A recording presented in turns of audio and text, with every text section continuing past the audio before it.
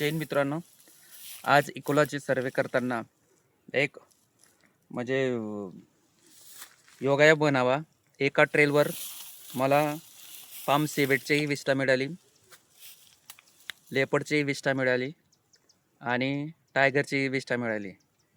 तर टायगर आणि लेपर्डची विष्ठा खूपच जुनी आहे आणि जी सिवेट आहे तिची ठीकठाक आहे, जुनीच आहे. तरी तुम्हाला स्केलच्या माध्यमातून दोघांची साईज दाखवतो आणि फरक पण सांगतो. चला तर मग बघूया. सुरुवातीला मी तुम्हाला टाकतो पाम सिवेटची. ये जाऊ क्लोजअप. हे बघा 0 ते 7 सेंटीमीटर पर्यंतची लांबी आहे. यानंतर तुम्हाला दाखवतो मी लेपर्डची, जी की कॅल्शियममुळे पूर्ण पांढरी झाली आहे आणि यात केसांचे प्रमाण जास्त आहे. तर खूप जुनी जाऊन तरी त्याची आपली 0 पासून तर 12 सेंटीमीटरपर्यंत त्याची साईज येते.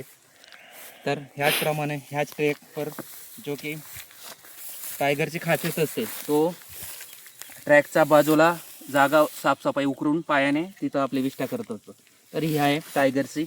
बघा तिची लेंथ किती आहे, म्हणजे आपली केल अपूर्ण पडते एवढे. तर त्याने बघा केसाचं मुळे दिसते की त्याने जंगली डुक्कर मोठ्या प्रमाणात खाल्ले आणि यात हाडाचे प्रमाण खूप आहेत. बघा मोठ्या प्रमाणात हाड आहेत. आणि जी लेपर्डची विष्ठा आहेत त्यात खूप कमी छोटे छोटे हाड आणि केसांचे प्रमाण आढळून आलं आहे.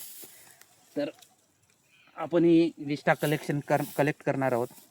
तर धन्यवाद.